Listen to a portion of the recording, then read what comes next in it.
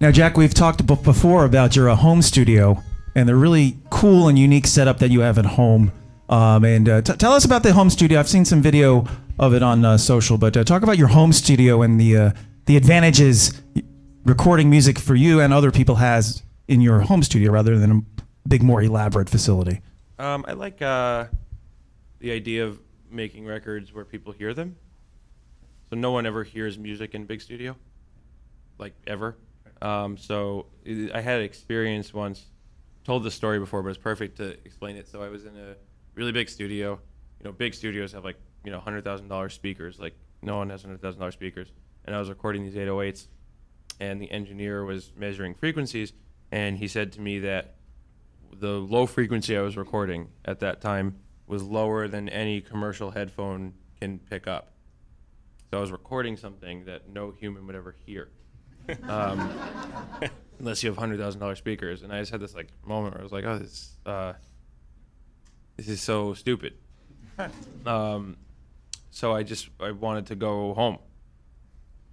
Kind of the same feeling like when you're a kid and you have bad sleep over, you're like, I want to go home. Right.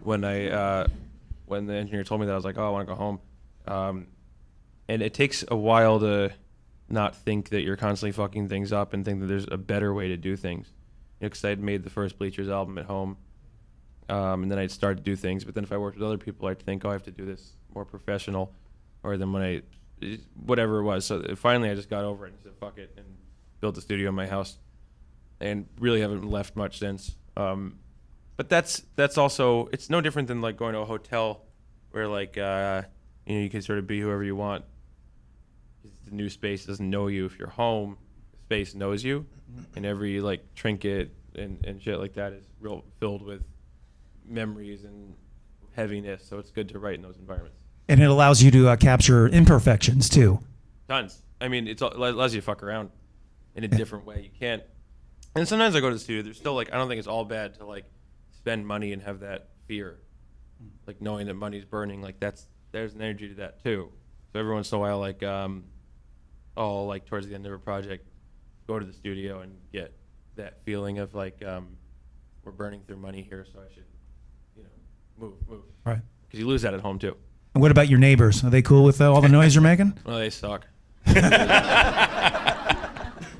They're always complaining, like, we live in New York City. Like, if you want quiet, go somewhere else. Like, I'm so sorry I'm making records down here. Like, I'm not, like, having a party. Like creating art. This is good for the gander. Right. Potentially, I don't know. Looking at what you do. They're just fogies, though, man. They're squares. They're total squares. To me, it seems like writing a song. Yoga and shit. It's like the most impossible thing to do to write a song. They hate my girlfriend and I because they're all old, and they're like they see us as like young and privileged or something because like we live in the same building as them. But it's like we work really hard to fucking live here. Like you shouldn't be in there because you're too young. That kind of thing. Like because they're all like final stage of like. Well, we've made our money. How do these kids get in here? Yeah, they're like we're at the stage in our life where like we moved in here. We have grandkids. Right. This is that stage of life, and they see us, and they're just kind of like, what the fuck? But like I said, it's like move to fucking Skokie, right? Well, it's kind of like people that I knew complain that about. one was a winner. People complain about living around Wrigley Field that it's too busy. Yeah, move. It's been there for 100 years. Yeah, it's like it's New York City. Like I'm sorry, I'll turn off the music, but then you'll hear the people on the street. You'll hear a different kind of music. Right, yeah, right. Man. Like it's alive. Yeah, it sucks, man. They suck. They suck so bad. So you're not gonna have Thanksgiving with your neighbors, is what you're trying to say? No, I barely make it to like that building meetings. Gotcha. Yeah. Who gives a shit? Like, how much time do you have? Screw the HOA, man. Are you airing this? Yeah, don't.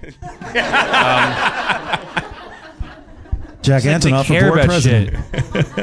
Like there was a big debacle because like the person on the first floor left their mat out, and someone else like sent an email like, "Don't do that." I was like, "Who gives a shit?" Like, you never want to be in a position in life where you have time to be bothered by things that don't matter. Like get into a video game. Like do anything. Just don't care about that. not judgment, you know. Like there's enough great TV on. You don't need to be nosy about a doormat. Yeah. This thing just die? Yeah, whatever. Fuck it. Are you still getting the guitar? You are getting it? Now you're getting it. Okay. Sorry, cut you guys off a couple times. No. I was gonna ask something about music or something like that. It was way better talking about Bad Neighbors. I'm not gonna lie to you. Yeah. what you came up with was way better than whatever question I had on this piece of paper, dude. So roll with it. What was the question? It was like, Well, I was gonna bring up when what's you work. touring like? Do you miss your neighbors when you're on the road? Are they watching the apartment while you're out? They're probably fucking doing terrible things in the apartment. When you do work with other artists, I know during the Unplugged, you brought out Lord and Carly Rae Jepsen, and you and Lord did a great version of Don't Take the Money in the Unplugged, and she wrote the song with you. When you're working with someone like that, how hard is it for you, if you're writing something for her, she's writing something for you, whatever it is, to separate from like what you want to keep for Bleachers or for you, or you want to give to that person to use? It's not hard. So I never, it always had been totally separate for me. Like if I was alone, that's Bleachers. If I'm with someone else, that's something else. Because I see Bleachers as the sound of like one person struggling with ideas. So I used to beat myself up about it, be like, I gotta focus this shit. And now I think that that's just the sound of the band, is the sound of someone alone in the room. So it was very much meant to be alone in the room. So, but that one song was a bit of an anomaly where we started writing this song and it just felt like my song. So it just went there. But that's the only time it's ever happened like that. I don't have like this like cloud of songs and then I pick. Like it's always when I do something very focused. I've never been one of these people that like writes and then gives it if there's a reason. Right. I actually don't There's a write purpose that much. to it. I think that's like anytime I Google myself, I always it's a fucking dangerous thing to do, but a lot of anti-Semites out there, guys. But I always I don't really care much of anyone's opinion about things, but I care that they get the story straight. And one thing that bugs me is when everyone's like calls me like a workaholic, because I actually don't write that much. It's very, very focused. And so many of my friends write like crazy, and will write 100 songs, then pick the best 10. Like I haven't written barely one more song that isn't out in the world. Like it's a very small process that only happens sometimes.